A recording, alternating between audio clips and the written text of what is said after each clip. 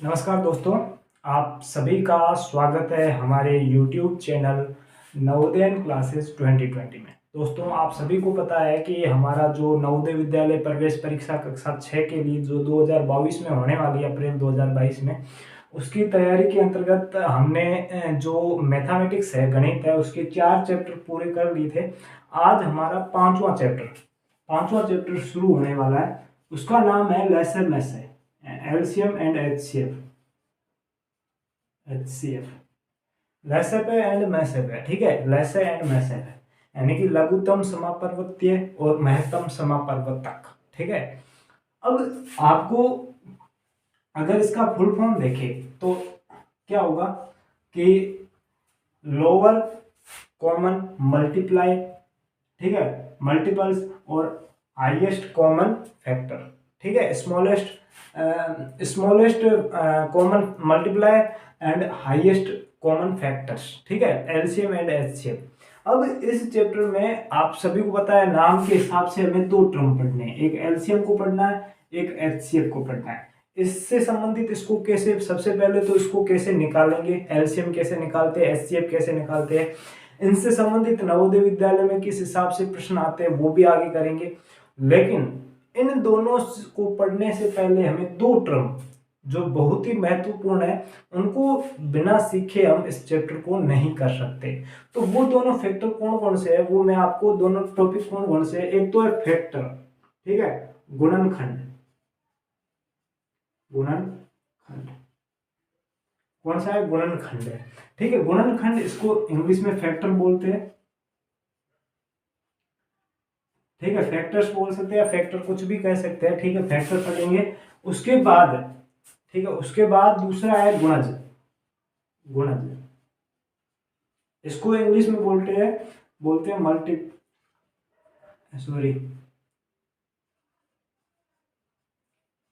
Multiples.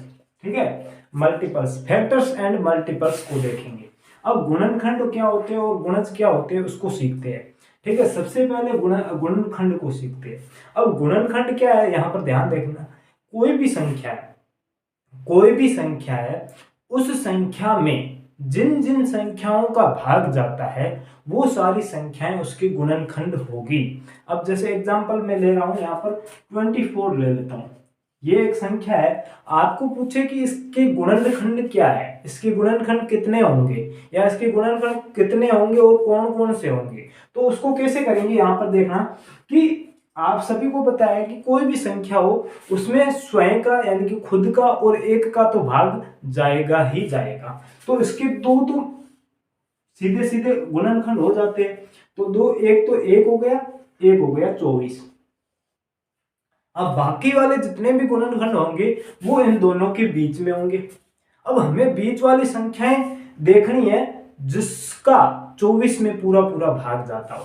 ठीक है, जैसे कि अगर हम 2 लें, आपको अगर भाजिकता के नियम पता हो तो मैंने भाजिकता के नियम, 2 की भाजिकता का नियम बताया था कि जिस संख्या का इकाई का अंक 0, 2, 4, 6, 8 है उसमें 2 का पूरा पूरा भाग जाएगा। तो यहां पर देखो 2 का अंक, 2 इकाई का अंक क्या है, 4 है, यानी कि इस संख्या में 2 का पूरा पूरा भाग जाएगा, यानी कि ये भी एक इसका गुणनखंड होगा। आगे देखो, 3 की भाजिकता का नियम क्या था?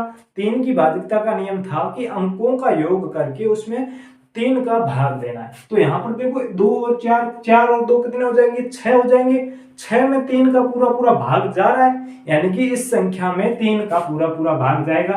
तो 3 भी इसका फैक्टर हो जाएगा, गुणनखंड हो जाएगा। उसके बाद 4 को देखते हैं, 4 होगा या नहीं होगा। तो देखो 4 की भाज्यता का नियम क्या था? इकाई और दहाई के अंक, यानी कि पिछले अंतिम 2 अंक होते हैं, उसमें अगर 4 का पूरा पूरा भाग चला जाता है तो उस संख्या में 4 का पूरा पूरा भाग जाएगा।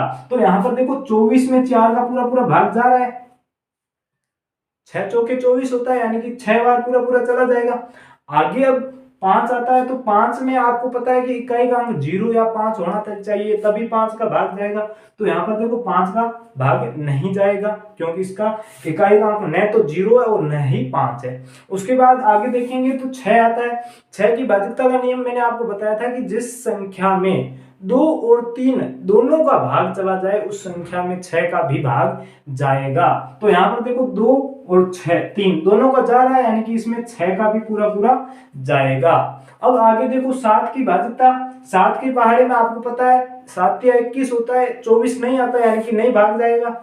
उसके बाद देखो 8 के पहाड़े में जाएगा या नहीं जाएगा, तो 8 के पहाड़े में देख लो 8 एकम 8, 8 दूनी 16 और 8 क्या 24, 24 में पूरा पूरा जा रहा है, तो यहाँ पर 24 में पूरा पूरा चला जाएगा, यहाँ पर 8 का पूरा पूरा भाग चला जाएगा।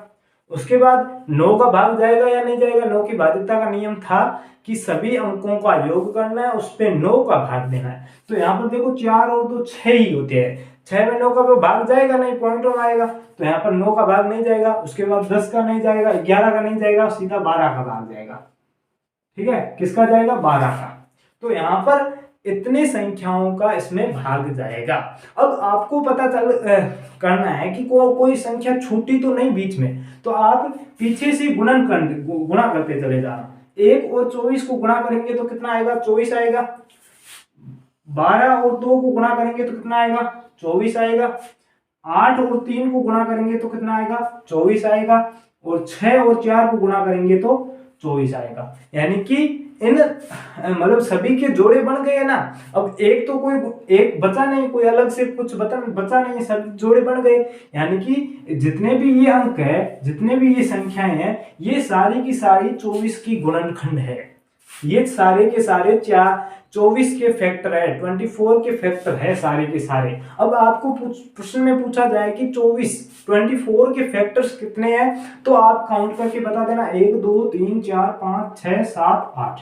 कितने हैं 8 है, 4 और 4 8। अब आपको ये भी अगर पूछा जाए कि 24 के फैक्टर कौन कौन से है, 24 के गुणनखंड कौन कौन से है, तो 1 है, 2 है, 3 है, 4 है, 6 8 है, 12 और 24। ये सारे के सारे 24 के गुणनखंड है, फैक्टर है। तो मेरे हिसाब से फैक्टर का कोई भी टॉपिक ऐसा नहीं है जो आपको समझ में नहीं आया होगा। फैक्टर का मतलब है कि किसी संख्या में जितनी भी संख्याओं का भाग जा रहा है वो सारी संख्याएं उस संख्या की फैक्टर होगी। तो अब इसमें अगर कोई दिक्कत है तो आप पूछ सकते हैं, कमेंट कर सकते हैं, मैं आपको पूरा पूरा बता दूंगा। ठीक है, अब हम आगे चलते हैं, अगला जो टॉपिक है उसकी ओर चलते हैं। फैक्टर तो आपको समझ में आ गया होगा। ठीक है, गुणनखंड किसे कहते हैं वो तो आपको समझ में आ गया। अब गुणज को देखते हैं, मल्टीप्लाई। ठीक है, मल्टीपल्स आपको नाम से पता चल रहा होगा, यानी कि किसी संख्या के जितने भी मल्टीप्लाइज है वो सारे इसके गुणज, या जितने भी इसके गुण मतलब कि जिस संख्या का पूछा है उसके जितने भी पहाड़े के जितने भी अक्षर आएंगे, जितने भी पहाड़े की संख्याएं आएंगी वो सारी इसकी गुणज होगी। अब गुणज का मतलब क्या होगा, वे सारी संख्याएं जिसमें 5 मतलब जिस संख्या का गुणज पूछा है वो उस संख्या का पूरा भाग जाना चाहिए। उसमें क्या था कि सारी संख्याएं थी। ठीक है, यहाँ पर भी सारी संख्याएं हैं, वो जिसमें अब देखो वहां पर 24 में भाग देना था बाकी वाली संख्याओं, लेकिन यहाँ पर 5 का भाग जाना चाहिए। अगर 5 का गुणज पूछ रहा है तो 5 का भाग जाना चाहिए, 4 का पूछ रहा है तो 4 का भाग जाना चाहिए। अब एक एग्जांपल ले लेता हूं कि आपको पूछा कि 6 के गुणज कितने हैं। 6 के गुणज ऐसे नहीं पूछेगा 6 के गुणज कितने हैं, क्योंकि बहुत सारे गणित अनंत है। ठीक है, बहुत सारे अनंत है, आप उसको काउंट नहीं कर सकते। आपको प्रश्न में ये पूछ सकता है कि 6 के पहले 5 गुणजों का योग क्या होगा, या 6 के प्रथम 5 गुणज कौन कौन से, ये पूछ सकता है। ठीक है, तो आपको अब देखो पहले अगर हम 6 के गुणज 5 पता करें तो आपको पता होगा कि 6 आ गया। अब यहाँ पर 6 का पहाड़ा आपको लिखना है। जो भी टेबल जिसका भी आपको गुणज मल्टीपल्स पूछे उसकी आपको टेबल्स लिख लेनी है। सिंपल भाषा में कहूं तो टेबल्स ही आपके मल्टीपल्स होंगे, गुणज होंगे। तो 6 दूनी 12, 6 तिया 18, 6 चौके 24 और 6 पंजे 30। अगर एक और लिखना है तो 6 छंग 36। तो ये आपके गुणज हो जाएंगे। ठीक है, तो इसमें कोई भी दिक्कत नहीं है। ठीक है, गुणज आपको बहुत ही आसानी तरीके से निकाल सकते हो गुणज, और गुणनखंड मैंने आपको बता दिए है। तो अगर किसी भी बच्चे को गुणनखंड यानी कि फैक्टर और मल्टीपल्स यानी कि गुणज में अगर कोई भी दिक्कत है तो वो आप मुझे कमेंट करके बता सकते हो। अब इससे रिलेटेड दो टॉपिक है, कौन कौन से वो मैं बता देता हूं।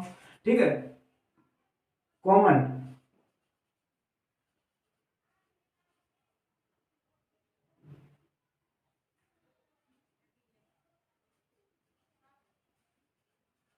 कॉमन फैक्टर एंड कॉमन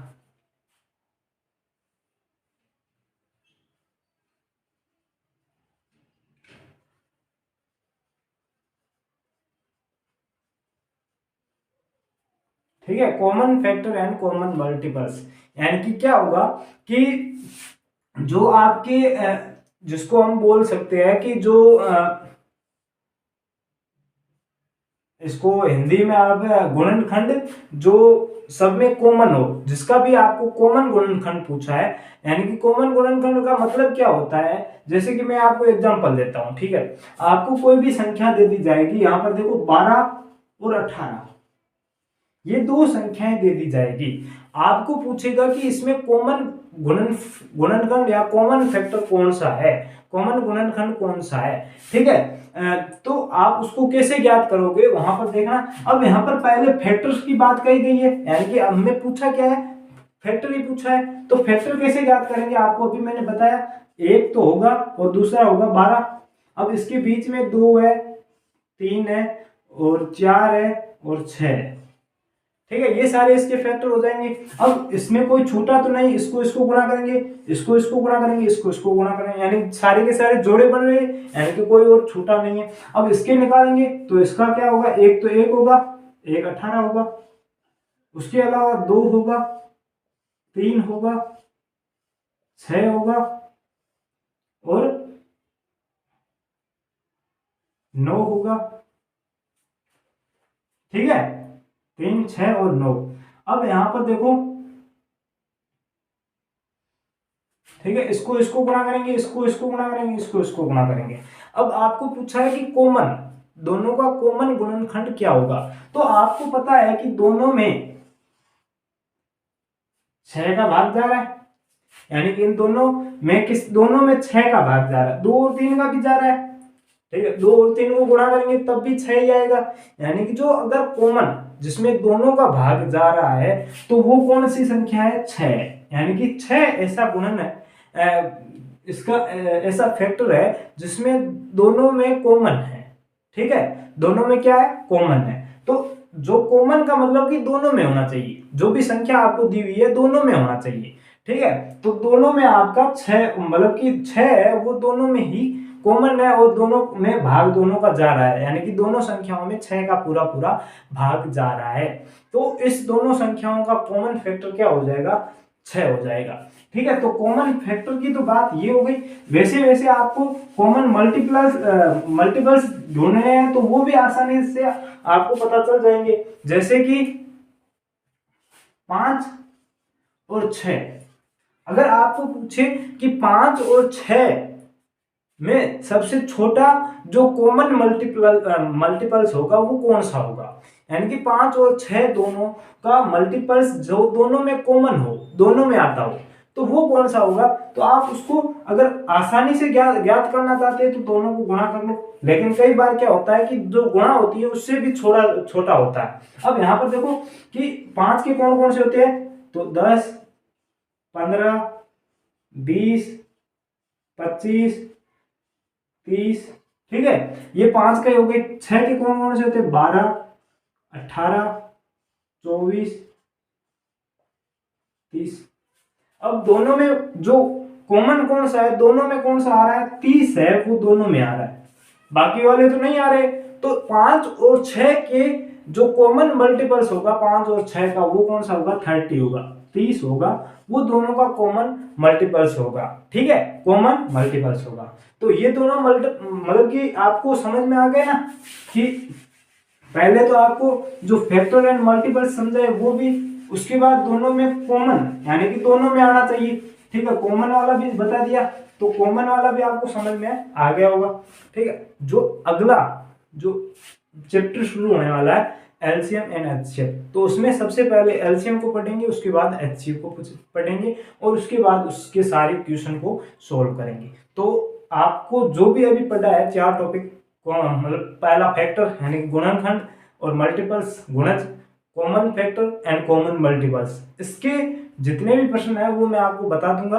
वो आपको जो आप हमारा व्हाट्सएप ग्रुप है, जो जिसकी अगर कोई नए स्टूडेंट है तो आप पहले चैनल को सब्सक्राइब कर देना। नीचे जो आपकी डिस्क्रिप्शन होती है उसमें आपको व्हाट्सएप ग्रुप का और टेलीग्राम ग्रुप दोनों का लिंक मिल जाएगा। तो दोनों में आपका ये लिंक जो भी प्रश्न होंगे, जो भी टेस्ट होगा, इन जो भी टॉपिक पढ़े हैं 4 इन पर प्रश्न होंगे, वो आपको वहां पर मिल जाएंगे। ठीक है, तो उसका लिंक आ जाएगा, वो आप प्रश्न वहां से देख टेस्ट दे देना और जितने भी नंबर आए वो आप हमें, जो भी आप व्हाट्सएप ग्रुप में जुड़े हैं तो व्हाट्सएप ग्रुप के अंदर, और अगर टेलीग्राम ग्रुप में जुड़े हैं तो टेलीग्राम ग्रुप के अंदर बता देंगे। ठीक है, व्हाट्सएप ग्रुप के अंतर्गत आपको फायदा ये होगा कि आपके जो भी जितना भी मटेरियल है, छोटा बड़ा जितना भी टेस्ट वगैरह, ठीक है, जो भी नोट्स वगैरह वो वहां पर मिल जाएंगे। टेलीग्राम ग्रुप का फायदा ये है कि जो भी नोट्स है वो तो आएंगे, लेकिन आपको वहां पर क्यूज होती है, क्यूज। ठीक है, मैं क्यूज डालता रहता हूँ। ठीक है, दिन में 3-4 प्रश्न डालता रहता हूँ, तो वो आपको बहुत फायदेमंद रहेंगे, तो वहां पर भी ज्वाइन हो जाना। ठीक है, तो आज के लिए इतना ही। धन्यवाद। जय हिंद, जय भारत।